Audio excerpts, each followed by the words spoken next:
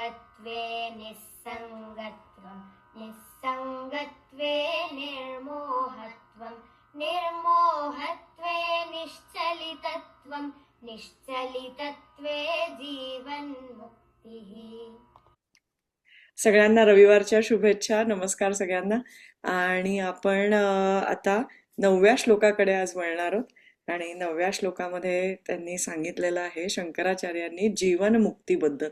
तर जीवनमुक्ती हे मला असं वाटतं की मानवी जीवनाचं परमोच्च ध्येय आहे.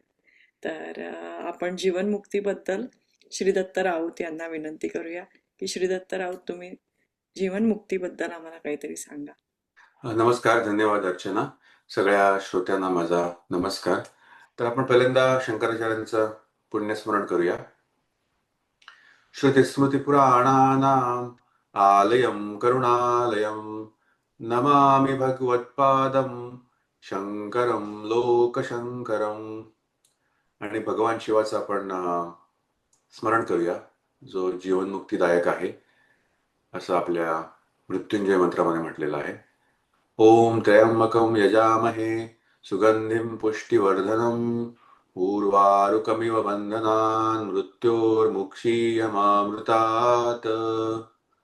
श्रीराम. तर मोक्ष म्हणजे नक्की काय, राईट? भारतीय तत्वज्ञानामध्ये आणि धर्मशास्त्रामध्ये मानवी जीवनाचं अंतिम आणि सर्वोच्च ध्येय हे जीवनमुक्ती असं मानलं गेलेलं आहे, बरोबर? तर मग आपण ज्याला म्हणतो की जीवनमुक्ती म्हणजे काय, तर त्याचा मी एक थोडीशी गंमत गोष्ट सांगतो आणि त्यांनी सुरुवात करतो आपल्या श्रोत्यांना. तर बऱ्याच वर्षापूर्वीची गोष्ट आहे, खरी म्हणजे घडलेली गोष्ट आहे. आम्ही एका प्रवचनाला गेलो होतो, म्हणजे एकांच्या घरी प्रवचन होतं खूप वर्षापूर्वी, आणि तिथे त्यांनी पुराणिक वगैरे बोलवले होते आणि त्यांनी भारतीय तत्वज्ञानावरती आणि जीवनमुक्तीवरती विशेषतः एक प्रवचन दिलं. आणि हे प्रवचन चांगलं झालं आणि नंतर जेवणात प्रसाद असतो आपल्याकडे नेहमी, त्याच्यानंतर तो प्रसाद झाला आणि त्याच्यानंतर त्यांनी सुंदर विड्याची पानं आणली होती, कुठून तरी बनारसी वगैरे पानं आणली होती आणि त्यांनी आम्हाला ती बनवून दिली आणि खूपच सुंदर त्यांनी बनवली, सगळं सामान वगैरे करून दिलं होतं आणि म्हणाले खा. आणि त्याच्यामध्ये आमचे गृहस्थ होते, तर ते म्हणाले की वा किती सुंदर, म्हणजे बऱ्याच दिवसानंतर मी खातोय ही. आणि मग त्यांनी ते तांबूळ रस घेता घेता एक गोष्ट ते म्हणाले की अहो पुराणिक बुवा, तुम्ही हे सगळं सांगता जीवनमुक्ती वगैरे, आम्हाला ते काही कळत नाही, पण आमची जीवनमुक्ती म्हणजे हे पान बघा, छोटे छोटे आनंद, आयुष्याचे छोटे छोटे आनंद आम्ही का टाळावेत, हेच आमची जीवनमुक्ती. तर असं ते म्हणाले. आणि ते पुराणिक बुवा काही पान वगैरे खात नव्हते, तर त्यांनी एकदम सटकन उत्तर दिलं, बेडकांचा आनंद चिखलात लोळण्यामध्येच. असं उत्तर दिल्यावरती एकदम वातावरणच गंभीर झालं तिकडचं सगळं.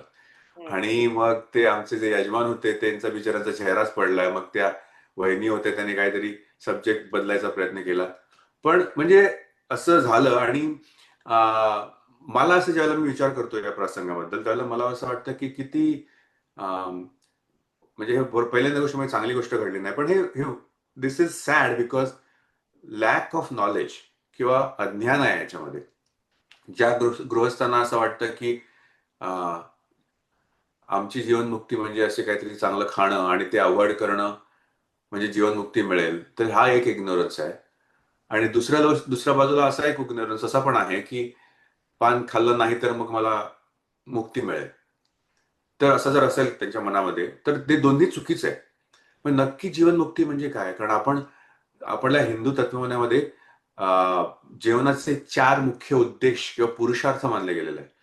आपल्या पूर्ण जीवन शास्त्रामध्ये ह्या 4 पुरुषार्थाच्या मध्ये गुंफलेला आहे. पहिली गोष्ट म्हणजे धर्म, बरोबर? आपण सगळ्यांना माहिती असतं धर्म, अर्थ, काम, मोक्ष, राईट? तर धर्म म्हणजे नैतिक सद्गुणी जीवन, अगेन मोठं टॉपिक आहे, सद्गुणी जीवन जगणं. अर्थ म्हणजे भौतिक सुरक्षितता, संपन्नता असं म्हटलं येईल. काम म्हणजे शारीरिक इच्छा, भावनिक इच्छांचं समाधान. आणि शेवटी म्हणजे मोक्ष किंवा मुक्ती किंवा सायुज्यता. हा एक मोठा पुरुषार्थ आहे. आणि इव्हन असं म्हटलं जातं की हे 3 पुरुषार्थ हे ऐहिक भौतिक जीवनाशी संबंधित आहेत, पण त्याचा योग्य करून चौथा म्हणजे अंतिम पुरुषार्थ मोक्ष हा तुमचं ध्येय असलं पाहिजे. मग मोक्ष हा शब्दच संस्कृत मुच धातूपासून आलेला आहे आणि त्याचा अर्थ मुक्त करणे किंवा बंधनापासून मुक्त होणे असा असा आहे. आणि भारतीय वेगवेगळ्या तत्वज्ञानामध्ये म्हणजे आपली षडदर्शन आहेत त्याच्यामध्ये किंवा इव्हन बौद्ध किंवा जैन धर्मामध्ये वगैरे या मुक्तीचं विवेचन केलेलं आहे. आणि ते वेगवेगळे शब्द वापरलेत त्यांनी, राईट. म्हणजे मोक्ष, मुक्ती, निर्वाण हा शब्द वापरलेला आहे, कैवल्य हा एक शब्द आहे, अपवर्ग एक वापरलेला शब्द, म्हणजे अशा वेगवेगळ्या शब्दामध्ये याचं वर्णन केलेलं आहे. आणि त्याचा अर्थ असा आहे की बेसिक अर्थ की आत्यंतिक दुःख निवृत्ती आणि शाश्वत परमानंदाची प्राप्ती, म्हणजे सर्व प्रकारच्या दुःखांचा अंत म्हणजे मुक्ती, बंधनापासून मुक्ती असा त्याचा अर्थ आपण सांगितलेला आहे. पण आपण थोडंसं deeper dive, right, deeper dive जाऊया. म्हणजे मुक्ती म्हणजे ते म्हणतायत की व्यक्तिगत शरीर मनाच्या सीमित अशा सुवापासून मुक्त होणे, राईट. तर तिकडे गेल्यावरती आपल्याला बंध टाळता येतात किंवा आपण बंधाच्या पलीकडे जातो. म्हणजे नक्की आपण पुढे जाऊ, डीपर जाऊ. आता एक उदाहरण पाहू, राईट. हे आता गौतम बुद्धाने दिलेलं उदाहरण आहे की पूर्वीच्या काळी ना त्या बैलगाड्या असायच्या ना, गावामध्ये अशा बैलगाड्या फिरायच्या आणि त्या मातीचे रस्ते असायचे आणि मातीच्या रस्त्यावरून ते त्याचे खळगे तयार व्हायचे, चाकोरी अशी तयार व्हायची. ते बैल जायचे आणि मग पाऊस पडायचा किंवा असं चिखल असेल तर ते असे खळगे म्हणजे बैलगाडीच्या चाकांचे असे खळगे द्यायचे आणि बैलगाडी त्या चाकोरीतून चालत राहते. तो बैल सरळ चालत राहतो आणि ते खळगे ते चाकाचे मोठे अजून जास्ती डीपर होत जातात. आणि मग ते बैलाला ते गाडी वळवणं, समजा त्या चाकोरीतून जायचं नसेल तर ती गाडी वळवणं खूप कठीण जातं, बरोबर. कारण तो एक मार्ग ठरलेला असतो त्यांचा आणि तिकडून जर असं वळवलं तर कठीण जातं. त्याचप्रमाणे भगवान बुद्ध म्हणतात की अनेक जन्माचे संस्कार आपल्या मनावरती, आपल्या जीवावरती, जीव म्हणजे काय शेवटी संस्काराचं एक गाठोडं, तिथे खोल संस्कार म्हणजे सवयी, वासना या अशा मनावरती घट्ट रुजलेले असतात. आणि त्याच्यामध्ये ते बैलगाडी जशी एका पाच वरून जाते तसे ते संस्कार, वासना या आपल्याला त्या पाच वरतीच ठेवतात. आणि हे संस्कार म्हणजे त्याला बंध म्हटलेला आहे. आणि जोपर्यंत या बंधामध्ये आपण आहोत त्या बंधामुळे आपलं जन्म, मृत्यू आणि भोगांचं हे चक्र आहे ते चुकत नाही, त्याच्यावरच आपण चालत राहतो, तेच फॉलो करत राहतो. म्हणजे जन्ममृत्यूचं चक्र आणि दुःख या दोन्ही संकल्पना भारतीय तत्वज्ञानामध्ये समानार्थी मानल्या गेलेल्या आहेत. बौद्ध तत्वज्ञान तर खूपच त्याच्यामध्ये केलेलं आहे, आपण बोललो तर असं. पण आता अर्थात त्याचा टोकाचा अर्थ काढू नका तुम्ही. जगामध्ये काय आनंद नाही, दुःखापासून मुक्तता असा त्याचा अर्थ नाहीये. त्याचं ते म्हणतायत असं की जगामध्ये प्रत्येक गोष्ट ही क्षणिक किंवा अस्थायी आहे. कोणताही सुखाची गोष्ट कायम टिकत नाही. सुखानंतर दुःख येतं, कधी कधी सुखाच्या गोष्टीमुळेच दुःख येतं आणि सुख संपल्यावरती माणसाला दुःख होतं. मग भारतीय शास्त्रांनी असा विचार केलेला आहे की मग शाश्वत सुख, शाश्वत समाधान काय, त्यासाठी ती मुक्तीची कल्पना आलेली आहे किंवा मुक्ती असं म्हणतात ते. म्हणजे आपल्याला माहिती आहे की, राईट, भारतीय हिंदू तत्वज्ञानामध्येच त्रिविध ताप म्हटले गेलेले आहेत, राईट. आधी भौतिक, आधी दैविक आणि आध्यात्मिक, राईट. आधी भौतिक म्हणजे सजीव प्राण्यामुळे, वस्तीमुळे ताप होतात. आध्यात्मिक म्हणजे शारीरिक, मानसिक. आधी दैविक म्हणजे निसर्गाच्या प्रभावामुळे वगैरे असे हे ताप होतात. दासबोधामध्ये वाचावं श्रोत्यांनी, खूप सुंदर वर्णन केलेलं आहे असं. पण हे जे ताप होतात, त्रिविध ताप, हे शरीर आणि मनाच्या मर्यादेमधून येतात, बाहेरून येतात. कधी कधी आपले आंतरिक पण ताप असतात आणि आपण त्या तापावरती उपाय शोधतो. पण हे तापावरचे उपाय म्हणजे तात्पुरते उपाय आहेत असं शास्त्र म्हणतात. म्हणजे आपल्याला भूक लागली आपण जेवतो, पण परत भूक लागणार आहे. त्यामुळे मग असा प्रश्न निर्माण होतो की दुःखाचं समूळ उच्चाटन करणं शक्य आहे का? आणि त्याचं उत्तर आपल्या शास्त्रांनी, आपल्या तत्वज्ञानी ऋषीमुनींनी होय असं दिलेलं आहे. आणि तोच अध्यात्माचा शोध आहे. आणि हे मी मगाशी म्हणालो त्याप्रमाणे हे दुःख कायमचं संपवणं म्हणजेच मुक्ती. आता ह्याच्यामध्ये परत सदेह आणि विदेह वगैरे असे 2 प्रकार येतात. तर लोक म्हणतात की मेल्यानंतर काय होतं, कोण बघितलेलं आहे, आणि इकडे आपण वेस्टर्न अब्राहॅमिक रिलिजन वगैरे आहेत तर ते तर पुनर्जन्म ही त्यांच्यामध्ये संकल्पना अशी सहज स्वीकारली जात नाही. अशा वेळेला मोक्षाचा अर्थ दुःखातून किंवा मानसिक साच्यातून, मग अशी म्हणाल त्याप्रमाणे बंधनातून जिवंतपणे मिळणारी जी सुटका आहे तीच मुक्ती, म्हणजे जीवनमुक्ती. म्हणजे उपदेशामध्ये त्याचं खूप मोठं वर्णन केलेलं आहे, आणि श्वेताश्वतर उपनिषद आहे आपल्याकडे, मेजर उपनिषद, त्याच्यामध्ये म्हटलेलं आहे तमेव विदित्वा मी मृत्युमेती. म्हणजे त्याला म्हणजे ज्ञानाला जाणलं, आत्मज्ञान प्राप्त केलं तर या चक्रातून बाहेर पडण्याचा हा तो मार्ग आहे, असं ते म्हणतात. म्हणजे आता आपण परत थोडंसं डीपर डाऊज ह्याच्यामध्ये. आणि उपनिषदामध्ये एक ती मोठी गोष्ट आहे, ती आधी सुरुवातीला मी सांगतो. म्हणजे ती मुक्ती म्हणजे काहीतरी आपण मोठं मिळवायला जातोय वगैरे असं आपण कधी लोकांच्या कल्पना असतात, ही पण त्याच्यामध्ये दूर होईल कल्पना. ती रज्जू सर्प न्याय किंवा दोरी आणि साखळी एक फेमस गोष्ट आहे, राईट. वेदांतामध्ये ही मोक्षाची संकल्पना हे उदाहरणाने सांगितलेलं आहे. तर रज्जू सर्प न्याय त्याला म्हणतात. तर रात्रीच्या ती अशी गोष्ट आहे की रात्रीच्या अंधारात तुम्ही चाललेला आहेत आणि वाटेत अचानक तुम्हाला एक साप दिसतो, आणि मग तुम्ही भीतीने घाबरता, थबकता, छातीत धडधडतं, हे काय चाललंय. मग कोणीतरी एक माणूस येतो, तिकडे ते बॅटरी मारतो, तिकडे तुम्हाला दिसतं की तिकडे तो साप नव्हता, तिकडे एक दोरी पडली होती. पण अंधारामुळे तुम्हाला वाटलं की ते साप आहे. आता ह्याच्यावरती बरंच त्यांनी सांगितलेलं आहे गोष्ट. तर आता तुम्ही विचार करा की प्रकाशाने तो साप मारला का? नाही, तिकडे साप नव्हताच. तो फक्त एक अंधाराचा किंवा अज्ञानाचा खेळ होता, तुम्हाला माहित नव्हतं ते. म्हणजे मुक्ती सुद्धा अशाच प्रकारे त्यांनी जोडलेली आहे या संकल्पनेशी, की मुक्ती किंवा मोक्ष म्हणजे नवीन काही मिळवणं नाहीये, स्वर्गात जाणं नाहीये, पण फक्त अज्ञानाचा नाश, भ्रमाचा अंधार दूर करणं. भ्रम कोणता?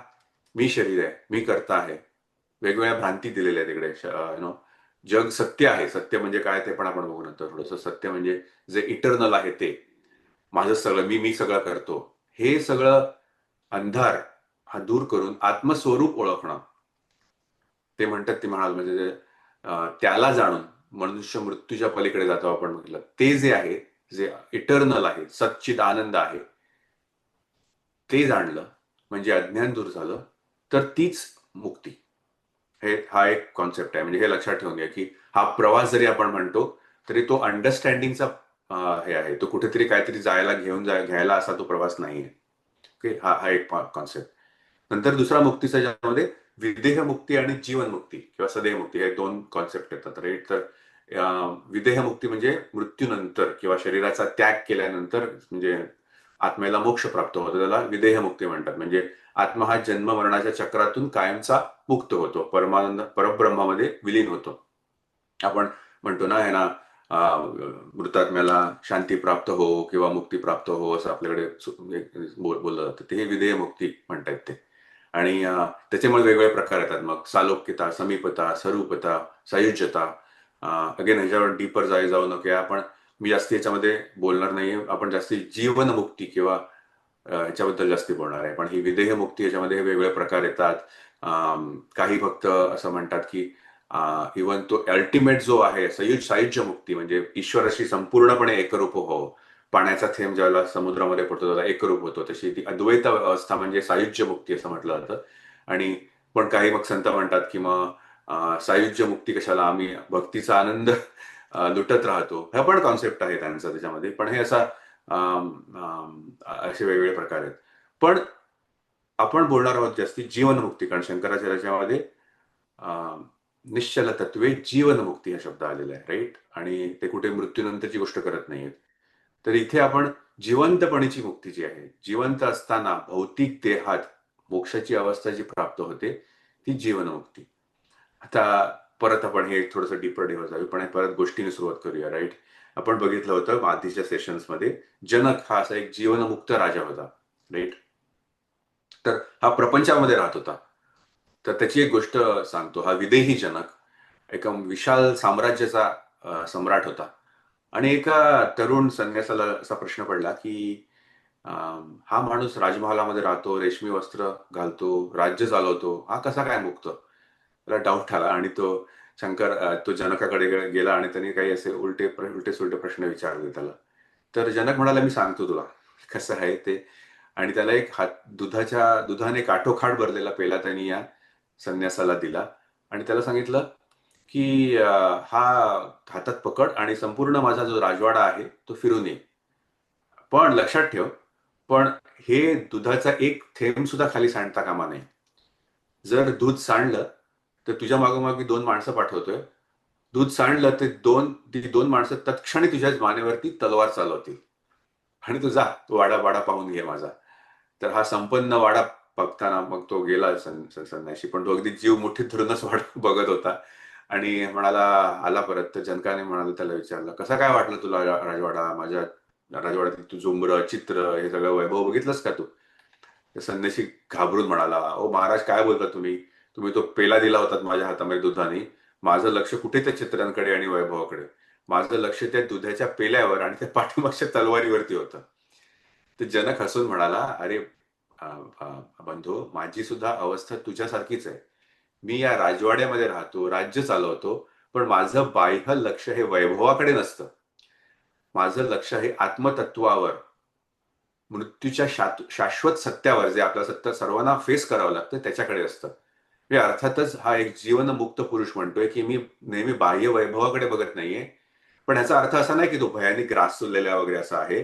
तो आतमधल्या आत्मज्ञानाने अत्यंत तृप्त, समाधानी आणि आनंदी आहे आणि त्याला एक अमूल्य असा ठेवा, आत्मानंद गवसलेला आहे आणि त्याला बाहेरच्या नश्वर वैभवाचं आकर्षण जास्ती उरलेलं नाहीये. म्हणूनच अशा प्रकारे प्रपंचात राहून जे परमात्म तत्वाशी जोडलेले असतात ते शांत असतात आणि हा पूर्ण पसारा जरी, प्रपंचाचा पसारा जरी जे सावरत असतात, तरी सुद्धा ते आत्मानंदामध्ये मग्न असतात. म्हणून आपण मागच्या एका सेशनमध्ये म्हणालो होतो, राईट? जरी काय हे सगळं गेलं, म्हणजे ती जनकाची मिथिला नगरी एकदा जळली असं त्यांना कळलं, आणि तरी सुद्धा ते शांतपणे म्हणाले होते, मिथिलायाम प्रदीप्तायाम न मे दैहती किंचन. म्हणजे संपूर्ण मिथिला नगरी जळून खाक झाली तरी जनकाचं किंवा माझं काहीच जळत नाहीये, कारण मी ते राज्य नाहीये, मी तो शरीर नाहीये, मी अविनाशी आत्मा आहे. म्हणजे ही जीवनमुक्त त्याची जी ओळख आहे, ही अशी एक दुहेरी ओळख आहे. म्हणजे अगेन स्प्लिट वगैरे असं म्हटलं नाही, दुहेरी ओळख आहे. म्हणजे भावनिक दृष्ट्या ते कोणामध्ये अति आसक्तीमध्ये गुंतलेले नाहीयेत आणि त्यांचं मन जे आहे ते वैश्विक आहे, कॉस्मिक माइंड. ही एक जीवनमुक्ताची ओळख आहे. तर म्हणजे हे आपल्या कधी कधी लोकांना वाटतं की मुक्त म्हणजे काय, मग मेल्यानंतर मी मुक्त हो वगैरे वगैरे, असं काय नाहीये. ते वेदांतानुसार मोक्ष म्हणजे मृत्यूनंतर स्वर्गात जाणे नव्हे, तर याच जन्मात जिवंतपणी अनुभवायची एक उच्च मानसिक आध्यात्मिक अवस्था आहे. आणि आपण सर्व प्रपंची आहोत, राईट? मी नेहमी म्हणतो ते. त्यामुळे आपल्यासाठी काय ऍप्लिकेबल आहे तो मी नेहमी विचार करत असतो आणि त्यानुसारच मी हे बोलतोय की योग वशिष्ठ हा एक मोठा महान ग्रंथ आहे. तो प्रभू रामचंद्रांना वशिष्ठाने उपदेश दिला तसा तो ग्रंथ आहे. त्याच्यामध्ये त्यांनी दिलेला आहे की खरा ज्ञानी तोच की जो आतून पूर्ण शांत आहे आणि बाहेरून जगाच्या सर्व व्यवहारात तो अत्यंत कार्यक्षम आहे. हा खरा ज्ञानी. आणि आपण प्रपंच आहोत, आपल्याला ती ऑपॉर्च्युनिटी मिळालेली आहे, कारण आपण परमार्थिक प्रापंचिक साधना करू शकतो, पण आपण त्याच वेळेला बाहेर जाऊन लोकांना फेस करतो. ऑफिस आहे, काम आहे, संसार आहे, इतर नातेवाईक आहेत. तो ऍप्लिकेशनचा टाइम राईट देन तिकडे येतो, राईट? जर तुम्ही सॉलिड आध्यात्मिक साधना करून त्या मार्गावरती जर बरोबर सेट नसाल, तर तुम्हाला हे जग हलवून सोडेल. आणि ते होतं कधी कधी, ते नॉर्मल आहे. पण अगेन आपण परत सीट ऑफ द मेडिटेशन, आमचे स्वामी अपराजितांना नेहमी म्हणतात, seat of the meditation. When I come back to the seat of the meditation, I again go prepare myself. Then again दुसऱ्या दिवशी परत मला टेस्ट मिळते. वेगवेगळे प्रसंग येतात, चॅलेंजेस येतात आणि मी बघतो की हो, मी आहे या मार्गावरती आहे, माझं मन अजून सुद्धा शांत आहे, मी अजून समाधानी तृप्त आहे आणि या कॉम्प्लिकेटेड सिच्युएशनला मी तोंड देतोय. ओके, ठीक आहे, चांगली गोष्ट आहे. कधी कधी ते होत नाही, मग ओके, मग ठीक आहे, back to seat of meditation, I want to prepare. म्हणजे आपण लकी अशा नसून म्हणतोय की आपल्याला ते प्रॅक्टिस किंवा प्रॅक्टिकल राईट देअर डेली बेसिसवरती फेस करावं लागतं. पण अगेन त्यानुसार मी हे बोलतोय की आपण चर्चा पुढे करूया. याच्यामध्ये बरेच तांत्रिक तपशील आहेत, राईट, आणि ते तुम्हाला जर घ्यायचे असतील तर शंकराचार्यांचे प्राकरण ग्रंथ आहेत, तुम्ही ते नक्की वाचा. तत्वबोध आहे, आत्मबोध आहे, विवेक चूडामणी आहे, चूडामणी आहे, त्याच्यामध्ये ते सांगतील नक्की मुक्ती म्हणजे काय. म्हणजे 3 शरीर आहेत त्यांनी दिलेले आहेत त्याच्यामध्ये, स्थूल, सूक्ष्म, कारण शरीर आहे. पंचकोश दिलेले आहेत त्याच्यामध्ये, अन्नमय कोश म्हणजे आपलं भौतिक शरीर आहे, त्याच्यामध्ये हे स्थूल शरीराचा भाग येतो, राईट. नंतर मग सूक्ष्म शरीर म्हणजे त्याच्यामध्ये 3 कोश येतात. त्याच्यामध्ये प्राणमय कोश येतो, मनोमय कोश येतो आणि विज्ञानमय कोश येतो, राईट. म्हणजे प्राणमय म्हणजे प्राणशक्ती, श्वासोच्छ्वास, मनोमय म्हणजे मन, विचार, इच्छा, आणि विज्ञानामध्ये म्हणजे बुद्धी. अगेन मी याच्यामध्ये डिटेल जाणार नाही, तुम्ही बघू शकता हे. आणि कारण शरीरमध्ये हे 3रं शरीर येतं, स्थूल शरीर आणि कारण 3रं शरीर. याच्यामध्ये आनंदमय कोश येतो, जो म्हणजे अज्ञानाचं कारण, हे कॉझल बॉडी हीच कारणमय शरीर. हे खूप डीप डाईव्ह आहे. म्हणजे मुक्ती म्हणजे नक्की काय होतं, म्हणजे कर्माचा संचित कर्म कसं जळून जातं, म्हणजे हे सगळं त्याच्यामध्ये डिटेल दिलेलं आहे. पण हे सगळं तांत्रिक चर्चा आहे ती. तर मी ते बोलणार होतो, मी म्हटलं पण हे त्याच्यामध्ये एक मोठी बरीच लेक्चर होतील. पण आपण प्रॅक्टिकल बोलूया, राईट, प्रॅक्टिकल बोलूया की नक्की काय म्हणजे हे सगळं. आपण ठीक आहे, हे सगळे कोशाच्या पलीकडे जातो. तर पण आपण प्रपंच असल्यामुळे आपण मग जायचा मार्गच बघूया ना. Why $1,000,000 questions, right.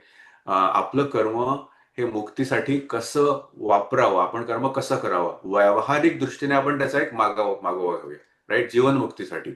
अहंकार आणि अज्ञानापासून मगाशी म्हणाल त्याप्रमाणे आपण सुटका कशी करावी. मी करता आहे, हे सर्व माझं आहे, हे ममत्व, ही म्हणजे ह्याच्यापासून मुक्त कसं व्हावं हे आपण बघूया. मग त्यासाठी कर्म कुशलतेने करण्याची जरूर आहे, राईट. कर्मयोग असं म्हटलं जातं. गीतेमध्ये म्हटलेलं आहे की योग कर्मसु कौशलम, म्हणजे कर्मात निपुणता किंवा कामात निपुणता म्हणजे योग. चांगलं काम करणं असं म्हणतो, पण त्याच्यामध्ये कर्मातलं स्वातंत्र्य सुद्धा एक भाग येतो, राईट.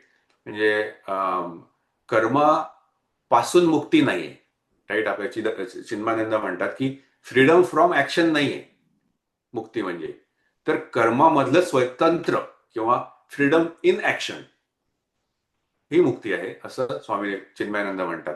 म्हणजे ज्यावेळेला माणूस हा कर्माच्या फळांच्या बंधनाने बांधला जात नाही आणि ते कर्म करत असताना सुद्धा तो त्यातून मुक्त असतो, शांत असतो, समाधानी असतो, त्यावेळेला तो कर्मयोग साधतो.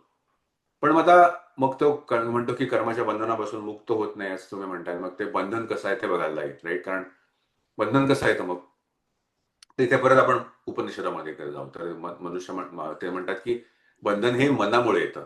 मन एव मनुष्याणाम कारणम बंध मोक्षयोः. म्हणजे मनुष्याला बंधनामध्ये टाकणारं किंवा दुःखात अडकवणारं हे मनच असतं, त्यालाच कारणीभूत असतं, त्याला मनच कारणीभूत असतं. भगवद्गीतेमध्ये पण श्लोक आहे, मनच हा तुमचा शत्रू आणि मित्र आहे, असं भगवद्गीतेमध्ये म्हटलेलं आहे.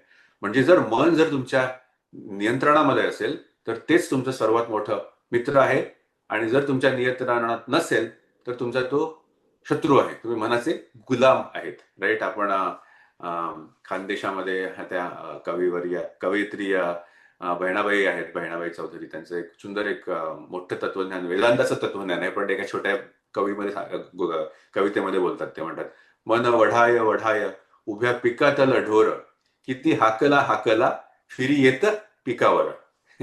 तर असे मनाची त्यांनी सुंदर अशी चंचल मनाची अशी त्यांनी व्याख्या केलेली आहे. तर तसंच आपलं कर्माचं चक्र वेदांतामध्ये असं डिफाईन केलेलं आहे, शास्त्रामध्ये डिफाईन केलेलं आहे की विषय आणि इंद्रिय हे कसे चालतात त्याच्यामध्ये. तर आपली जी इंद्रिय असतात, म्हणजे कर्मेंद्रिय, डोळे किंवा ज्ञानेंद्रिय दोन्ही, डोळे, नाक, कान किंवा हात पाय, हे सगळे असे बाह्य वस्तूंकडे जातात, राईट, आकर्षित होतात.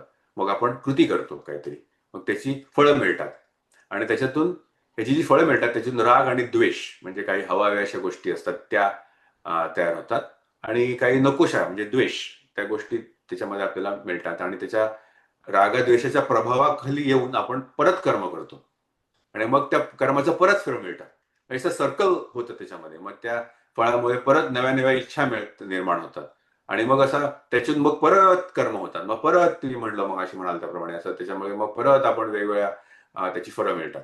असं तो एक सर्कल असं होत राहतं, आणि हे जन्म मरणाचं सुख दुःखाचं जे चक्र आहे ते अविरतपणे चालू राहतं. त्याला काही तत्वज्ञानांनी अनर्थ परंपरा असं त्याला नाव दिलेलं आहे. म्हणजे रागद्वेषाने प्रेरित होऊन आपण कर्म करतो, कर्मामुळे वासना, कर्मामध्ये कर्तेपणाचा जर अहंकार असेल आणि फळं भोगण्याची आसक्ती असेल तर त्यांनी त्या वासना संस्कार निर्माण होतात. आणि जोपर्यंत त्या असतात तोपर्यंत जन्म मृत्यूच्या आणि सुखदुःखाच्या चक्रामध्ये हा जीव अडकलेला असतो. तर वेदांत असं म्हणतो की या चक्रातून बाहेर पडण्याचा मार्ग म्हणजे कर्मामागील राग आणि द्वेष सोडून देणे. कर्म सोडणे नव्हे, आधी मग असे म्हणाल्याप्रमाणे कर्मामागचा जो राग आणि द्वेष आहे तो सोडून देणं. आणि आपल्या प्रपंच आणि कौटुंबिक आपण सांसारिक लोक आहोत, आमच्यासाठी कर्म फार महत्वाचं आहे. किंबहुना हेच वापरून आपण मुक्तीचा आपला जो ध्यास आहे, आपला जो मार्ग आहे तो पुढे जाऊ शकतो. हे आपलं मुक्तीचं साधन आपण बनवू शकतो. म्हणजे आपल्याला मुलाबाळांची, नोकरीची सगळी एक जबाबदारी असते. जेव्हा आपण ही जबाबदारी एक स्वतःच्या स्वार्थासाठी आसक्तीने न करता कर्तव्य म्हणून करतो तर त्यापासून चित्तशुद्धी किंवा मनाची चित्तशुद्धी होते असं म्हटलं जातं. आणि मनाची चित्तशुद्धी ही मोक्षाच्या मार्गावरची एक मोठी पायरी आहे. ज्यावेळेला चित्तशुद्धी होते त्यावेळेला मुक्ती ही फार जवळच आहे असं म्हटलं जातं. तर चित्तशुद्धीमध्ये सर्व वासना नष्ट होतात आणि पुनर्जन्माचं चक्र थांबतं, आत्म्याला मुक्ती मिळते. हे ज्ञानेश्वरीमध्ये याचं खूप चांगलं, खूप सुंदर वर्णन केलेलं आहे. आणि मी त्यातले काही श्लोक म्हणतो. हे भगवान कृष्णाने सांगितलेले आहे. ते म्हणतात की आम्ही समस्तही विचारिले तव ऐसेची हे मना आले, जे न सांडिजे तुवा आपुले विहित कर्म. म्हणजे विहित कर्म म्हणतात, जे जे कर्तव्य कर्म आहे ते तू त्याग करू नकोस. आणि त्यांनी सांगितलेलं आहे आम्ही समस्त हे विचारलेली आहे. ज्ञानेश्वर माऊली म्हणतात की आम्ही सगळीकडे चौकशी केलेली आहे, एवढा मोठा अनुभव आहे आमच्याकडे, भगवंतच म्हणतायत हे. त्यावेळेला तो घेऊन आम्ही तुला सांगतोय की विहित तू कर्म सोडू नकोस. पण पुढचा श्लोक आहे त्याच्यामध्ये, परी कर्मफळी आसन करावी आणि कुकर्मी संगती न व्हावी, हे सत्क्रियाची आचरावी हे तू विण. सोपा सरळ शब्द आहे. म्हणजे आपण सांगू शकतो कर्मफळी आसन करावी, कुकर्मी संगती न व्हावी. कुकर्म करू नकोस आणि तुमचं कर्तव्य करतो. आणि मग पुढचा श्लोक आहे, म्हणतात ते, तू योगयुक्त होनी फळाचा संग टाकुनी, मग अर्जुना चित्त देवनी करी कर्मे. योगयुक्त आपण थोडस नंतर बघू, पण योगयुक्त होऊन तू फळाचा संग टाक, फळाची जी आसक्ती आहे ती टाक, आणि मग तू तुझं कर्म कर, तुझं कर्तव्य कर. म्हणजे असं केलेलं जे कर्म आहे ते म्हणजे कर्माचा किंवा जगाचा भौतिक त्याग नाहीये, तर कर्माच्या फळाबद्दल आसक्तीचा त्याग आहे. तर इथे आपण थोड्याशा वेदांतामध्ये मी जे थोडस वाचलं, संतांचा उपदेश वाचला, थोडस चिंतन केलं, थोडे काही लोकांशी बोललो आतापर्यंत अनुभव, तर त्या गोष्टीने एक 5 गोष्टी त्याच्यात सांगितलेल्या आहेत. त्या कर्म योगाशी संलग्न आहेत चित्तशुद्धीसाठी. तर त्या आपण थोड्याशा बोलूया. मी थोडासा इथे एक ब्रेक घेतो, पण तुला काय सांगायचं असेल याच्यामध्ये पुढे जायच्या आधी तर नक्की आपण सांगू शकतो. की सगळीकडे असे शॉपिंग मॉल्स असतात, हे असतं प्रत्येक ठिकाणी. आपण अगदी घरनं निघतो की आपल्याला इव्हन ग्रोसरी स्टोअरमधनं, की आपल्याला एकच ही गोष्ट घ्यायची आहे. आपल्याला लक्ष असतं की आपल्याला हे एकच गोष्ट घ्यायची आहे, पण आपण तिथे जातो, मग इतक्या 100-60 गोष्टी मांडलेल्या असतात की कुठे ना कुठेतरी काही ना काहीतरी, आणि समथिंग अपील्स यू. हे नको, ते नको, ते नको, ते नको करतो, पण आपण तरी सुद्धा काहीतरी 1-2 गोष्टी अजून घेऊन येतो घरी. आणि त्याची काही आवश्यकता नसते. ठरवलेलं असतं की आपल्याला आता काही पैसे खर्च करायचे नाहीयेत, काही गरज नाहीये, बेसिकली गरज नाहीये. आणि उगाचच काहीतरी घेऊन यायचं पण नाहीये. सगळं ठरवलेलं असतं, पण कुठेतरी तो मोह होतो. आणि की नाही हे छान आहे, घेऊया, असं होतं. ते तसंच हे देवानी सुद्धा हे this world is like not a market of temptations. सगळीकडे मोहाचं काही ना काहीतरी, कुठे ना कुठेतरी, कुठेतरी तुम्ही फसता, कुठेतरी तुम्हाला आणि ते सायकल आहे, तुम्ही जे म्हणालात तसं. ते एक चक्र आहे, अतिशय घातक असं चक्र आहे. तर त्याच्याबद्दल गीतेमध्ये सुद्धा 2ऱ्या अध्यायामध्ये म्हटलेलं आहे परमेश्वराने, की हे मोह झाला की मोह, क्रोध, काम, क्रोध, मोह ते सगळे एक सायकल आहे त्याच्यातनं आणि मग बुद्धी भ्रष्ट होते. बुद्धी भ्रष्ट झाली की संपला खेळ. ही परत आहेच, परत जीवन. त्यामुळे आणि मला अजून एक असं वाटतं की आपल्या महाराष्ट्रातल्या अनेक संतांमधले संत एकनाथ हे त्यांच्या पत्नीला काम करणं वगैरे शरीराच्या ह्याने कठीण व्हायला लागलं तेव्हा स्वतः परमेश्वर श्रीखंडी होऊन घरामध्ये काम करत होता. तर म्हणजे मला म्हणायचंय काय की स्वतःची योग्यता वाढवली पाहिजे. पर्पज काय आहे तुमच्या लाईफचा, पर्पज काय आहे तुमच्या आयुष्याचं कारण काय आहे, तुम्हाला काय मिळवायचं आहे या जन्मामध्ये, हे प्रत्येकाने ठरवलं पाहिजे. संत एकनाथ हे मोठं उदाहरण आहे. ती आपण नक्कीच फॉलो केली पाहिजेत आणि प्रॅक्टिकल वेदांत चित्त शुद्ध करण्यासाठी आपण काय करावं? तर ह्याच्यासाठी मी थोडंसं मी मगाशी म्हणालो त्याप्रमाणे मी थोडंसं विचार केला, मी काही प्रवचन ऐकली, चिंतन केलं, माझे अनुभव.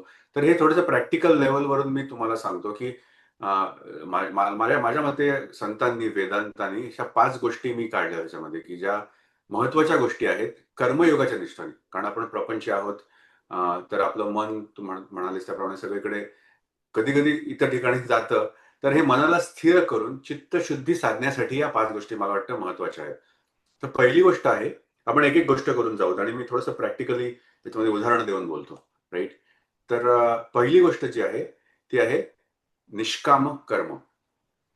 राइट? सगळ्यात महत्वाची गोष्ट आहे आणि हे समजण्यासाठी मला काही वर्ष बऱ्यापैकी जावं लागली. ते प्रश्न होते.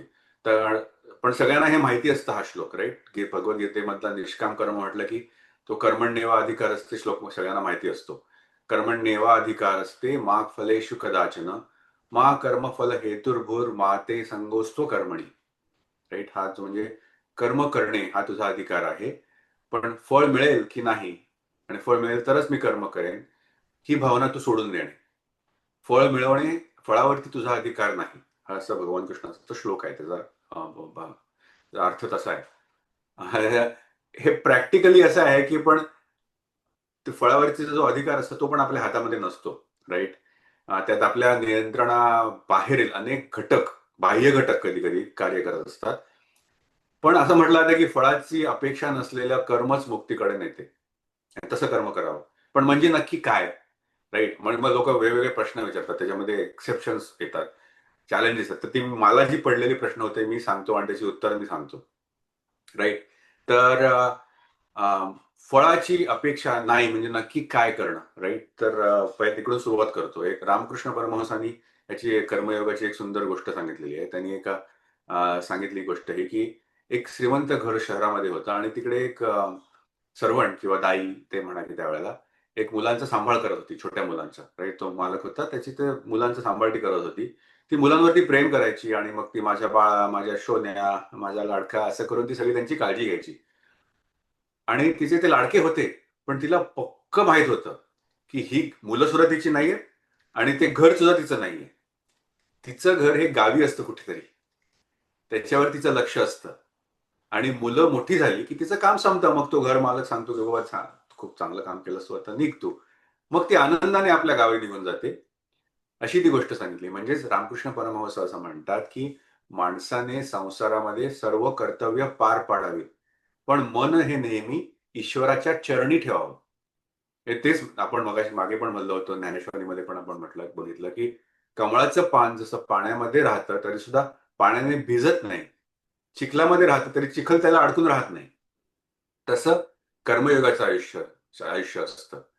हा हा एक झाला, राइट? हा एक त्याच्यामध्ये एक अंडरस्टँडिंग आहे कर्मयोगाचं. मग ह्याच्यामध्ये वेगवेगळी जी लोक त्याच्यामध्ये सांगतात, की असं कसं, तसं कसं, ते माझ्या मनामध्ये जे आले होते ते मी सांगतो ते आणि त्याची उत्तरं पण देतो. तर दुसरा त्याच्यामध्ये आक्षेप घेतला जातो, की फळाची अपेक्षा सोडता तुम्ही म्हणता, म्हणजे मग ध्येय नसणं पण नाही, नो गोल असं आहे का? तर हा एक सर्वात मोठा गैरसमज आहे. ओके. फळाची अपेक्षा न ठेवणे म्हणजे दिशाहीन होऊन काम करणे नाही. अजिबात नाही.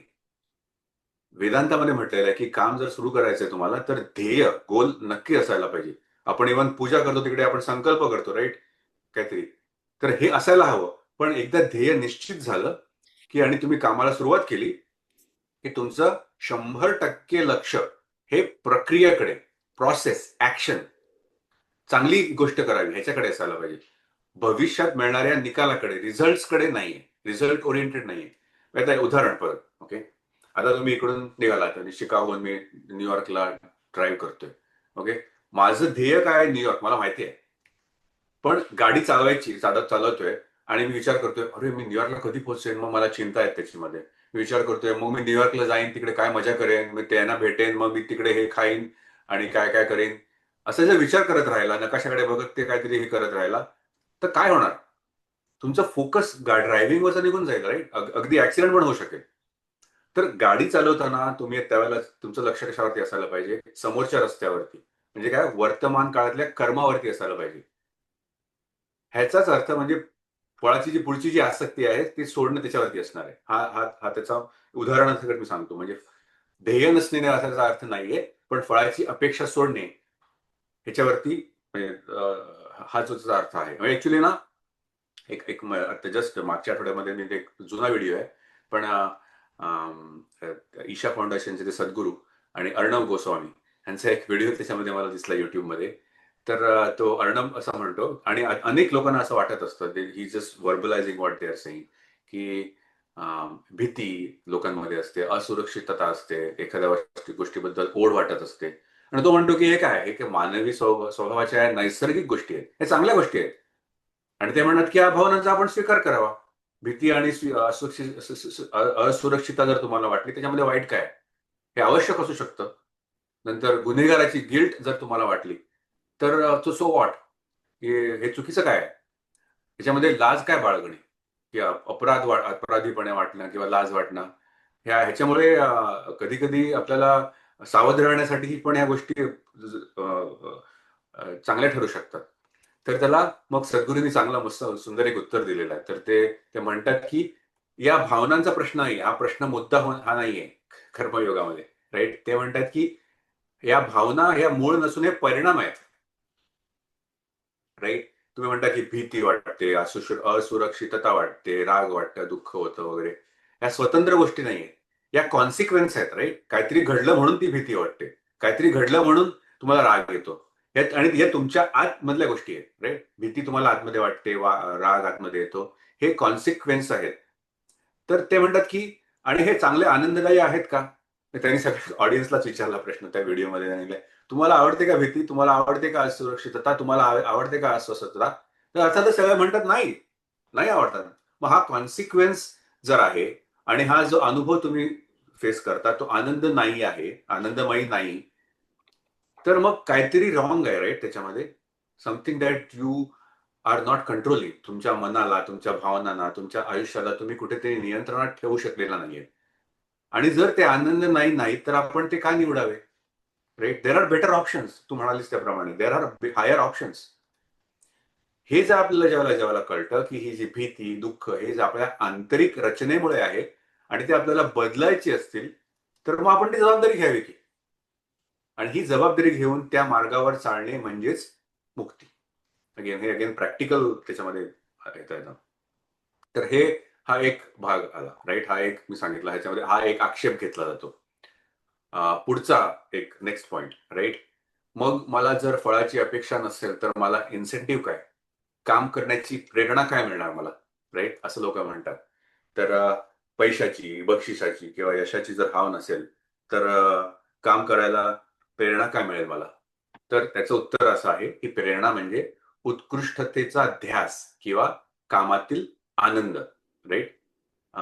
योग कर्मसु कौशलम. मग अशी म्हणालो, योग म्हणजे कर्मातलं कुशलता, उत्कृष्टता, असं भगवान म्हणतात. म्हणजे मला हे काम सर्वोत्तम पद्धतीने करायचं आहे, ही भावनाच मोठी प्रेरणादायक आहे, राईट? एखादा सुतार किंवा एखादा आर्टिस्ट ज्यावेळेला काम करत असतो त्यावेळेला तो अगदी प्रेमाने नक्षी काम करतोय, काहीतरी प्रेमाने करतोय, त्याच्यामध्ये त्याची प्रेरणा ही पैसे ही प्राथमिक प्रेरणा नाही, तर ती कलाकृती जो बनवतोय ती सुंदर बनवणे ही त्याची प्रेरणा आहे.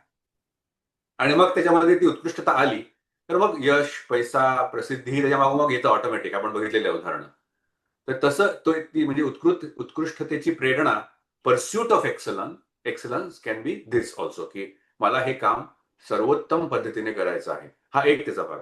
दुसरी प्रेरणा म्हणजे कर्तव्यपूर्ती सुद्धा असू शकते. प्रेम म्हणजे उदाहरण, एखादी आई ज्यावेळेला एखादा मुलगा आजारी पडतो तेव्हा ती रात्रभर बसून त्या मुलाची सेवा करते, बरोबर? तेव्हा तिथे काहीतरी फळाची किंवा बक्षिसाची काहीतरी अपेक्षा असते का? काळजी असते, प्रेम असतं. मला प्रेमाने ते करायचंय, माझा मुलगा आजारी आहे, मला ते कर्तव्य आहे, हा तिचा इन्सेंटिव्ह आहे. तो हा सुद्धा एक प्रेरणादायक असू शकतो, राईट? त्याचं एक उत्तर हे आहे की म्हणजे मा फलेषु कदाचन, म्हणजे तुम्ही उत्कृष्टतेच्या प्रेरणेच्या ध्यासाने तुम्ही काम करू शकता, राईट? हा एक पॉईंट झाला. आता पुढचा आक्षेप, राईट? पुढचा आक्षेप असा आहे की फळाची जर अपेक्षा सोडली तर मग काम अगदी बोरिंग होईल, कंटाळवाणं होईल. तर हे पण त्यांनी अगेन मला असं वाटतं की हे चुकीचं आहे. कारण ज्या कामामध्ये फळाची प्रचंड अपेक्षा असते ते ऍक्च्युली स्ट्रेसफुल होतं, राईट? ते बोरिंग पेक्षा स्ट्रेसफुल होतं. कारण जेव्हा तुम्ही निकालासाठी, रिझल्टसाठी काम करता तेव्हा तुमच्यामध्ये एक भीती असते, राईट? अरे बापरे, जर बरोबर रिझल्ट आले नाही तर, परीक्षेमध्ये मी नापास झालो नाही तर, मी प्रमोशन मला मिळालं नाही तर, माझं नुकसान झालं तर ह्याच्यामुळे एक अँझायटी निर्माण होते, राईट? आणि ह्या अशा अँझायटी आता आजकाल खूप मोठा प्रॉब्लेम झालेला आहे.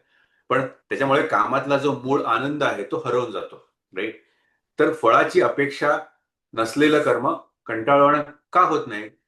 तर ते आधुनिक मानसशास्त्रामध्ये फ्लो स्टेट म्हणतात. कारण त्याच्यामध्ये तुम्ही गुंतून जातात.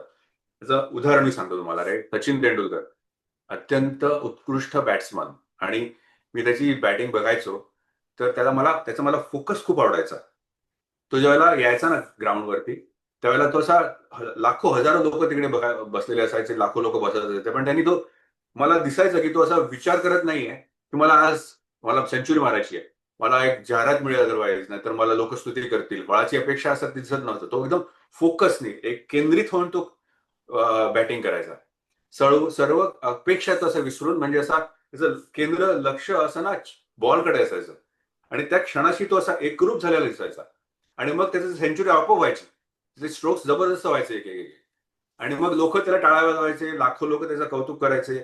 पण त्याच्यामध्ये त्याची ती कामाची एकाग्रता, तल्लीनता होती ना, दॅट वॉज अमेझिंग. म्हणजे फळाची अपेक्षा सोडली तर काम कंटाळवाणं होत नाही, पण त्याच्यामध्ये एक आनंद मिळतो, तल्लीनता येते, joy of work, right? That is what I am talking about. आणि त्याच्यानंतर बघेन फळ काय मिळतं तुम्हाला त्याच्यामध्ये, जर यश, कीर्ती, प्रसिद्धी आपण बघतो ते येतात ऑटोमॅटिक चालत. अशी बरीच उदाहरणं सांगता येतील आपल्याला. पण हे काम बोरिंग वगैरे हे that is not right, again, right? तर हा एक मुद्दा येतो. आता पुढचा आक्षेप जाऊ, अजून आपण कर्मण्येव अधिकारस्तेवरती जाऊ, राईट? आपण 5 पॉईंट बघणार. ह्याचा पहिला पॉईंट हाच आहे, तो कर्मण्येव अधिकारस्ते, हा वास्तवाचं भान, राईट? हा पुढचा पॉईंट आहे. आता वेदांत हा अगदी प्रॅक्टिकल आहे, राईट? त्याच्यामध्ये सांगितलेलं आहे की आपण बघतोच, आणि त्याच्यामध्ये की कामाचं यश म्हणजे रिझल्ट आहेत ना, हे तुमच्या एकट्याच्या हातात नसतात. बऱ्याच वेळेला मोठी ज्यावेळेला कर्म करतात त्यावेळेला रिझल्ट हे अनेक गोष्टीवरती अवलंबून असतात, राईट? वेळ काय आहे, परिस्थिती काय आहे, इतर लोकांनी काय निर्णय घेतले, व्यवस्था असते, कधी कधी तुला have to go through some system, त्याच्यामध्ये चढउतार होत असतात. कधी कधी नैसर्गिक गोष्टी ज्या घडत असतात त्याच्यामध्ये व्हेरिएबल, अनेक बाह्य घटक असतात. तुम्हाला अधिक चांगलं काम करायचं आहे, इकडे मला मोठं हॉस्पिटल बांधायचंय, सगळ्यांचं त्यांनी भलं होणार आहे, पण त्याच्या सुद्धा म्हणजे काहीतरी विघ्न येणार, प्रॉब्लेम येणार आहे, ते तुमच्या नियंत्रणाच्या बाहेर असतात. आणि त्यामुळे मग अनसर्टन्टी, निकालाची अनिश्चितता निर्माण होते. आणि हे जीवनातलं सत्य आहे कुठलं, आपण बघतोय, राईट? की आपण मेहनत करू शकतो पण निकाल तुमच्या हातामध्ये नाहीये, आपल्या हातामध्ये नाहीये. तुमचे 100% प्रयत्न तुमच्या हातामध्ये आहेत, एफर्ट्स, पण result are going to come, whatever they are going to come, whenever they are going to come. आणि हे सत्य तुम्ही स्वीकारलं पाहिजे. हे जर सत्य तुम्ही स्वीकारलं नाही तर त्यामुळे चिंता निर्माण होतात. हे जर सत्य तुम्ही स्वीकारलं आणि फळाची चिंता करणं सोडून दिलं, आणि तुम्ही विचार केला की माझ्या हातात फक्त उत्तम काम करणं हे आहे, ते मी करणार, पुढे जे होईल यश किंवा अपयश हे मी ईश्वराचा प्रसाद म्हणून शांतपणे स्वीकारेन. मा फलेषु कदाचन, फळाची अपेक्षा तुम्ही करतात तेव्हा तुम्ही बंधनामध्ये पडता, फळाची अपेक्षा न करता तेव्हा तुम्ही मुक्तीकडे जाता. हा त्याच्यामधला प्रॅक्टिकल भाग आहे, राईट? हा पण कर्मण्येव अधिकारस्ते हा भाग आहे. हे असे वेगवेगळे म्हणजे मी आक्षेप सांगितले, अजून पण असेल, पण आपल्याला सांगायचं आहे की आपण अगेन संसारिक माणसांनी आपण सर्व कर्तव्य पार पाडावीत, पण आपलं मन हे नेहमी ईश्वराच्या चरणी, म्हणजे आपल्या खऱ्या घरी, राईट? ती दासी म्हणत होती, माझं खरं घर कुठलं, तिकडे खऱ्या घरी आपलं मन ठेवावं, आपलं ईश्वराच्या चरणी आपलं मन ठेवावं.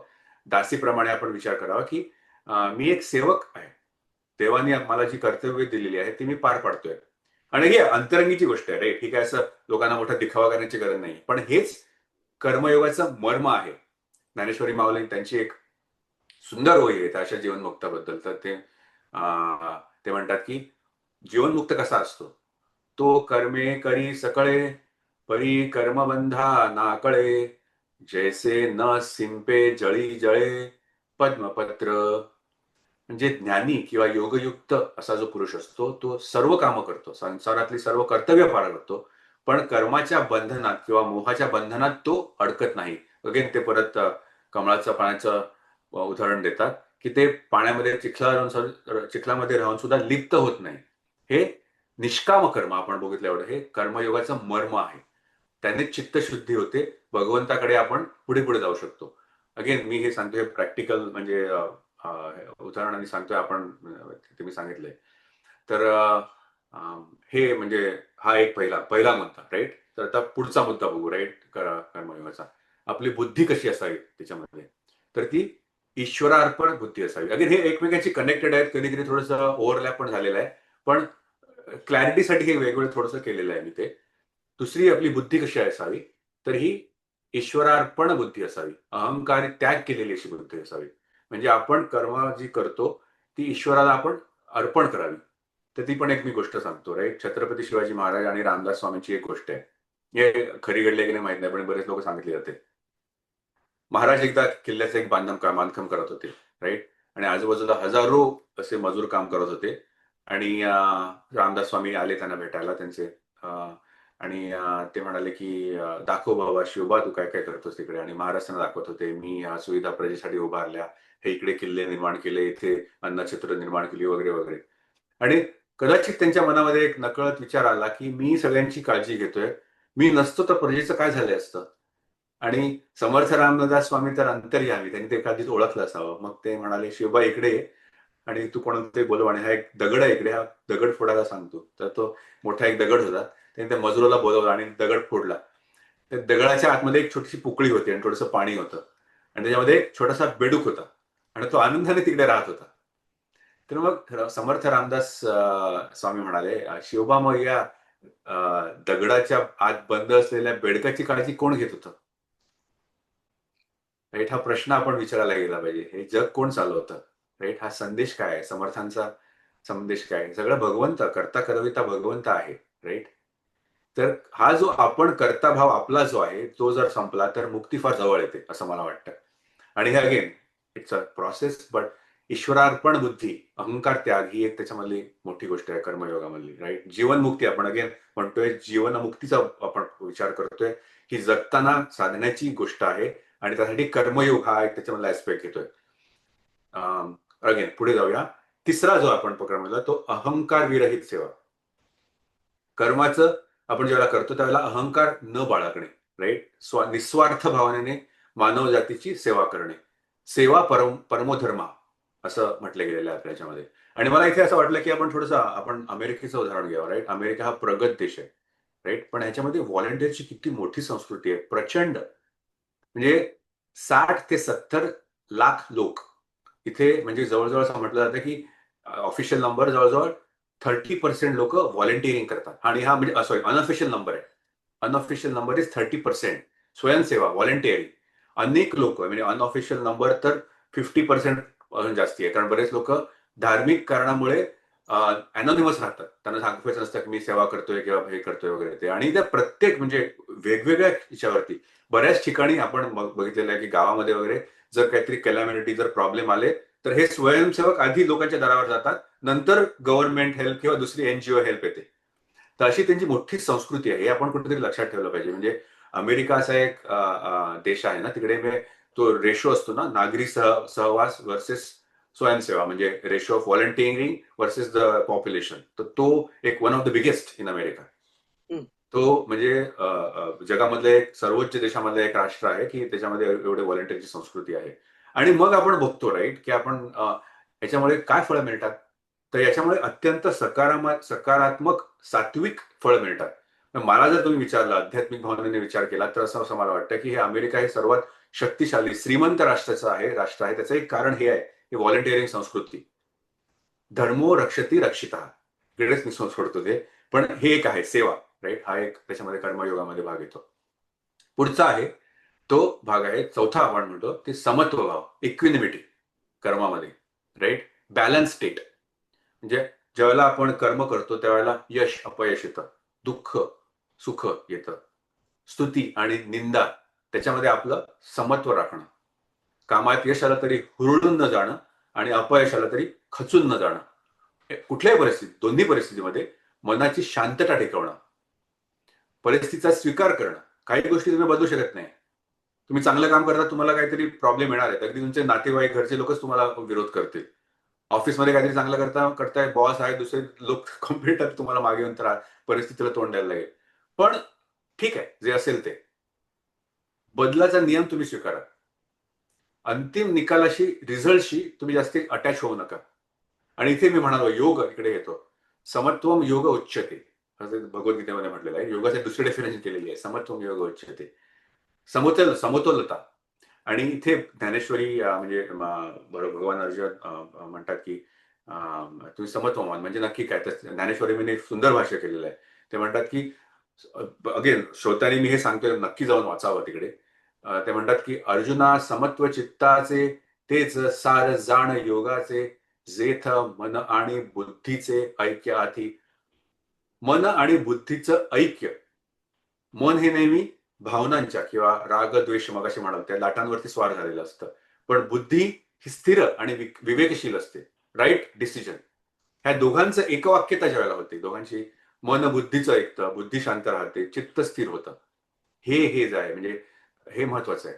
म्हणजे समतोल हे मन जे असतं तेच आपल्याला कर्माच्या कचाट्यातून आपल्याला बाहेर काढतो. जे कर्मफळ जे म्हणतो आपण म्हणतो त्याचे विशेष सर्कल जे आहे त्याच्यामधून आपल्याला बाहेर पडायचं असेल तर हे मनचित्त शांत ठेवणं ही महत्वाची गोष्ट आहे. म्हणजे जीवनाला समोर जाण्याची जी कला आहे म्हणतात ना, ती समत्व मन, ते पण फार महत्वाचं आहे, राईट. की आपण फेस करतो, मोठे मोठे आजार असतात, आर्थिक नुकसान होतं लोकांचं, जवळच्या व्यक्तींचा मृत्यू होतो, फॅमिलीमध्ये प्रॉब्लेम होतात, अशी संकट प्रपंचामध्ये येतात. पण त्यावेळेला रडत बसण्याऐवजी फ्रस्ट्रेशन, स्ट्रेस याच्यामध्ये जाण्यापेक्षा शांत चित्ताने, समत्वाने या परिस्थितीला सामोरे जाण्याची ताकद हा कर्मयोग आपल्याला देतो. त्याचा अभ्यास आहे, पण तो केला आपण तर आपल्याला ती ताकद मिळते असं मला वाटतं, राईट. हा चौथा झाला भाग. आता पुढचा आक्षेप आपण किंवा पुढचा डिटेल लावू कर्मयोगामध्ये. तर हा डिटेल असा आहे की आपण पाट्या न टाकणे, म्हणजे आपलं कर्तव्य आहे ते निष्ठेने, नियत कर्म जे आहे ते योग्य रीतीने पूर्ण करणे. म्हणजे इंग्लिशमध्ये ड्युटी से कसं न करायचा, तर उत्कृष्टतेने आपण ते जे चांगलं होईल, जे बेस्ट होईल, आळस न करता करणं, पाट्या न टाकणे. म्हणजे काम करताय तुम्ही ना, पण ते लाच खाऊ नका, भ्रष्टाचार करू नका, ते चांगल्या प्रकारे करा. आपण इथे तर आपण बघतोय ते वर्क फ्रॉम होम आले कल्चर, इथे लोक गैरफायदा घेतात. Not right. You can prioritise one task over other task, but you can give the excuse of neglecting your responsibilities, right. आणि आपल्याला माहिती आहे अनेक आपल्याला कर्तव्य असतात, पण ज्या परिस्थितीत किंवा पदावर तुम्ही आहात त्याच्या परिस्थितीची मागणी ओळखणं आणि त्यानुसार कर्तव्य करणं हे एक महत्वाची गोष्ट आहे. म्हणजे मी एक उदाहरण देतो आणि इकडे थांबतो हा पाचवा ह्याच्याचा. तर अगदी मागच्या वर्षीच मी एका उपनिषदाच्या अभ्यासाच्या शिबिरामध्ये गेलो होतो आणि पहिल्या दिवशी तिकडे रूम ते राहावं लागतं 5 दिवस, आणि ते माझा रूममेट होता, तो दुसरीकडून आला होता. आणि पहिल्या दिवशी मी त्याच्याशी बोललो आणि मला कळलं की हा एक अक्षरशः प्रगत योगी होता, म्हणजे रिअली व्हेरी नाईस पर्सन. आणि आम्ही लवकरच गप्पा मारलो, मित्र बनलो. आणि तो पण प्रपंची होता, मुलं होती, बायको होती, सोशल वर्क होते, प्रॉब्लेम पण होते वगैरे सगळं होतं. आणि गप्पा मारता मारता तो म्हणाला, मी त्याला विचारलं की तू कसा काय या पोझिशनला पोहोचला, कसा काय तू हे साध्य केलं सगळं ते हे. तर तो म्हणाला, निष्ठेने कष्ट करून केलं, दुसरा काही शॉर्टकट नाही याची.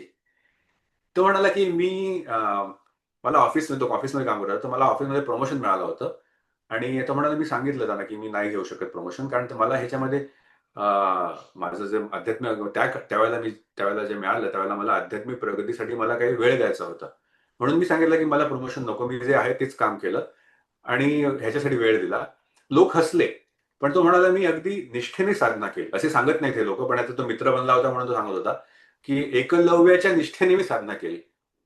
आता म्हणाला मी सेट झालोय, आता म्हणाला मी आता जॉब बदलीन किंवा ते प्रमोशन घेईन मिळालं तर. म्हणजे हे जे आहे ना, म्हणजे जे तुम्हाला करायचं आहे ना ते तुम्ही नीट विचार करा, प्रामाणिकपणे करा, शुद्ध हेतूने करा, फळाची अपेक्षा न ठेवता कर्तव्य म्हणून करा. त्यामुळे तुम्हाला कर्माचा ताण सुद्धा येत नाही. राईट. ते एक मराठी पिक्चरमध्ये एक गाणं आहे, तो पिक्चर मला आठवत नाही, पण त्यामध्ये एक सुंदर ते गाणं आहे. ते म्हणतात की ते मन शुद्ध तुझं गोस्त आहे पृथ्वी मोलाची, तू चल रे पुढ्या, चल रे गड्या, भीती कशाची, परवा बी कुणाची, असं ते गाणं आहे ते. सुंदर गाणं आहे, हो, माडगुळकरांनी फार सुंदर गाणं आहे. लिहिलंय. हा. तर तर ते ते एक महत्वाचं. हे असे 5 पॉइंट मला असं वाटलं की मी थोडेसे बोलावे, म्हणजे प्रॅक्टिकॅलिटीसाठी बोलावेत. पण मुक्ती म्हणजे इथे आपल्याला जायचं आहे आणि त्यासाठी काय करावं, कर्म करायचंय कर्मयोगाच्या दृष्टीने, त्याच्याबद्दल मी थोडंसं सांगितलं. मी थोडंसं ते थांबतो. हम्म.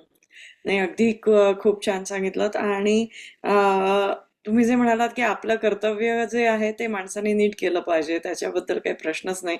आणि अमेरिकेसारख्या देशामध्ये जर तुम्ही असं वर्किंग फ्रॉम होम आहे म्हणून काम बिम केलं नाही किंवा हे नाही, तर मला गॅरंटीड काढून टाकतात, ताबडतोब ताबडतोब हकलून लावतात. त्यामुळे काम हो, हे नीट केलंच पाहिजे.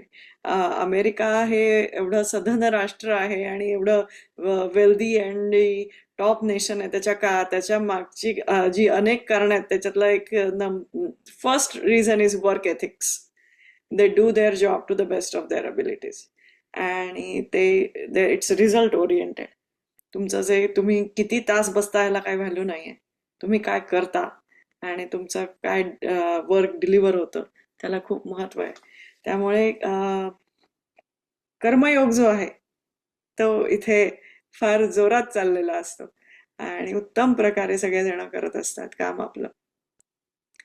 आणि हो, बरोबर. कर्मयोगाचा जो कष्ट करण्याचा भाग आहे ना, तो फार चांगला आलेला असतो. पण कधी कधी अमेरिकेमध्ये फळाची अपेक्षा आणि त्यामुळे स्ट्रेस, टेन्शन, एन्झायटी, तो जो भाग आहे ना, तो बरोबर आहे, बरोबर आहे. शिकण्यासारखा आहे इथल्या हा, लोकांना, नाही, असं तो मला तो वाटतं. खूप स्ट्रेसफुल होऊन जातो, ते अगदी बरोबर आहे. खूप स्ट्रेसफुल आहे ते. पण कसं आहे माहितीये का, आपण थोडासा विवेकाने ते घेतलं पाहिजे.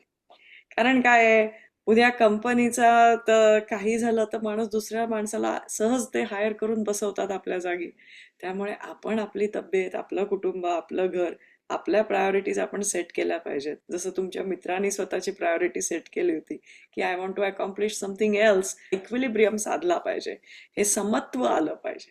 हे जर मुक्तीला मी मगाशी म्हणतो ना, अनेक शब्द, ते निर्वाण, एक एक शब्दावरून आपण ते घेऊ शकतो. तर अपवर्ग हा एक शब्द वापरलेला आहे. राईट. हा हा शब्द ना भागवतामध्ये वापरलेला आहे. श्रीमद भागवत हे भक्तिमय पुराण आहे, त्याच्यामध्ये वापरलेला आहे. तर अपवर्ग हा शब्द मला विशेष आवडतो. ओके. आणि हा इतर तत्वज्ञानामध्ये पण वापरलेला आहे. मला वाटतं सांख्य वगैरे मध्ये पण वापरलेला आहे हा.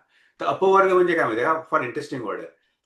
प वर्ग म्हणजे काय ते बघूया. प वर्ग. प वर्ग म्हणजे आपण प फ ब भ म असं म्हणतो ना, ते मराठी आणि संस्कृत व्याकरणामध्ये पण ते व्यंजन येतात. प फ ब भ म हे येतात.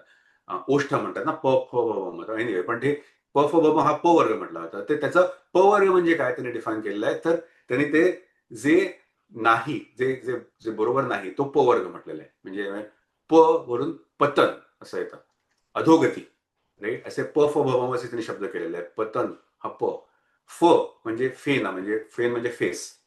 फेस म्हणजे ज्यावेळेला काम करतो, त्यावेळेला आधी तोंडाला फेस होतो, म्हणतो ना, कष्ट केले ते जमत नाही, प्रॉब्लेम येतात, त्रास येतो, हा फ हा पण टाळायचा असतो आपला. राईट. पतन टाळायचं असतं, फेन टाळायचं असतो. ब म्हणजे बंधन. प फ ब. ब म्हणजे बंधन. आपण मग अशी म्हणालो, भ्रम, मोह, माया, कर्माचं बंधन, हा ब. प फ ब भ. भ मध्ये भय येतं, अपयशाचं, दुःखाचं, मृत्यूचं भय. ब भ. आणि म म्हणजे मृत्यू, म्हणजे परत परत, पुनरपी जननम पुनरपी मरणम, म्हणजे पुन्हा जन्म मृत्यूच्या चक्रात अडकणे. म्हणजे हे प फ ब भ म हा जो प वर्ग आहे तो आपल्याला टाळायचा आहे. अपवर्ग म्हणून तो मृत्यूला हे नाव अपवर्ग असं पण दिलेलं आहे. त्यांनी त्याच्यामध्ये सुंदर सुंदर त्याच्यामध्ये श्लोक आहेत त्याच्यामध्ये. पण हे म्हणजे मी परत आपण सुरुवातीच्या गोष्टीकडे येऊ. राईट. आपण म्हणत होतो आपले सुख टाळणे म्हणजे वृत्ती आहे का, जे समोरच्या गोष्टी येतील त्या टाळणं म्हणजे वृत्ती आहे का. आपण मी उदाहरण दिलं, पान न खाणं म्हणजे मुक्ती आहे का. तसं नाहीये. हे त्यांनी आपण कुठेतरी लक्षात दिलं पाहिजे. अपवर्ग म्हणजे नक्की काय म्हणतायत हे. बंधनापासून, भयापासून, पतनापासून जी मुक्ती आहे त्याच्यापासून दूर जाणं आहे, ते हे म्हणताय तिकडे. प्रॅक्टिकल गोष्ट आहेत ते. म्हणूनच आपण म्हणतो की हे फार महत्वाची गोष्ट आहे आणि मग म्हणूनच ती जगताना साध्य करण्याची गोष्ट आहे. हा एक दिवसाचा प्रवास नाही, पण एक तर सुंदर प्रवास आहे तो. संत महात्म्यांनी म्हणजे संत एकनाथ महाराज हे मोठं उदाहरण आहे, तो केलेला आहे, त्याच्यासाठी टिप्स दिलेल्या आहेत. वेदांतामधली मुक्ती म्हणजे डोळे मिटून निष्क्रियता, डोळे मिटून बसणे, भावनाशून्य दगड होण्याची नाहीये. मुक्ती म्हणजे डोळे उघडून, पूर्ण उघडे ठेवून, अत्यंत उत्साहाने, अत्यंत प्रेमाने, निर्भयपणे जीवनाच्या लीलेचा आनंद लुटणे, असं मला वाटतं. मुक्त व्यक्ती ही भावनाशून्य नसते, असं काय नाही. राईट, भावनाशून्य आहे तुम्ही असं काय नाही. त्याच्यामध्ये उलटी करुणा असते, राईट, प्रेम असतं. ज्ञानेश्वर माऊली किती त्यांना लोकांनी त्रास दिला, अतोनात छळ केला, दगड मारले, पण त्यांनी त्यांच्या काही दिलेलं नाही. उलट ताटीच्या अभंगामध्ये संत मुक्ताबाईंचा आहे तो ताटीचा अभंग आहे, त्याच्यामध्ये त्यांनी लिहिलेलं आहे की जीभ दातांनी चावली, कोणी 32 पाडली, ताटी उघडा ज्ञानेश्वरा. राईट, जर जेवताना चुकून आपले दात आपल्या जिभेला लागले, चावा घेतला गेला तर, आणि आपण कोणी दात पाडून टाकतो काय?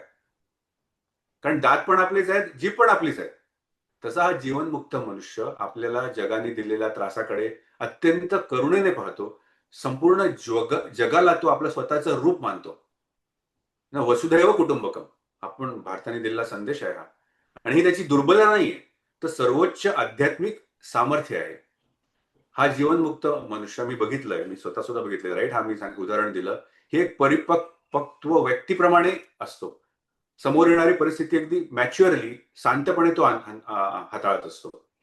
बाह्य जेव्हा एखादी व्यक्ती मुक्त होते, तेव्हा त्याच्या मनामध्ये किंवा तिच्या मनामध्ये भविष्याची चिंता, भूतकाळाचा पश्चाताप नसतो. जे वास्तव, राईट नाव, राईट हिअर, जे समोर असतं त्याचा ती व्यक्ती धैर्याने स्वीकार करते आणि शांतपणे त्याच्यातून मार्ग काढते. त्याच्यामध्ये करुणा असतं, प्रेम असतं, असं असं असं आपण बघतो. तर हे, आणि शेवटी असं म्हटलेलं आहे ना की अशा लोकांकडूनच समाज पुढे जातो. राईट, जीवनमुक्त जरी संसारात राहून कोरडा आहे असं म्हणतो आपण, तरी सुद्धा त्याच्या स्वतःच्या अथांग करुणेने, प्रेमाने तो जगातील दुःखाचा दाह शांत करतो. आपली संत सज्जनांची अशी उदाहरणं आहेत ती, त्यांनी जे जीवनमुक्त होते तरी सुद्धा त्यांनी जगाचं कल्याण केलं. आणि संसारात राहून अशी आपली कर्तव्य पार पडत अशी प्रगल्भता, अलिप्तता, वैश्विक कारुण्य मिळवणं, ही खरी जीवनमुक्ती आहे असं मला वाटतं. आणि भगवंताच्या कृपाने आपल्याला ती संधी मिळालेली आहे आणि त्याचा आपण सगळ्यांनी चांगला उपयोग करून घ्यावा. आणि तो जो मार्ग आहे तो शंकराचार्यांनी दिला, सत्संगापासून तो जीवनमुक्तीपर्यंत, तो आपण पुढे जाऊ. त्याच्यामध्ये वेगवेगळे जे टप्पे आहेत ते बघू. पण शेवटी जीवनमुक्ती म्हणजे काय हे आपण कुठे जावं हे थोडस समजायला पाहिजे. म्हणून हा सगळा हा पूर्ण व्याख्यानाचा प्रपंच. तर आपण पुढल्या श्लोकासाठी पुढल्या आठवड्यात परत भेटूया. नमस्कार सगळ्यांना. खूप छान जाऊ दे रविवार आणि पुढला आठवडा. पुन्हा भेटू. नमस्कार, धन्यवाद. नमस्कार.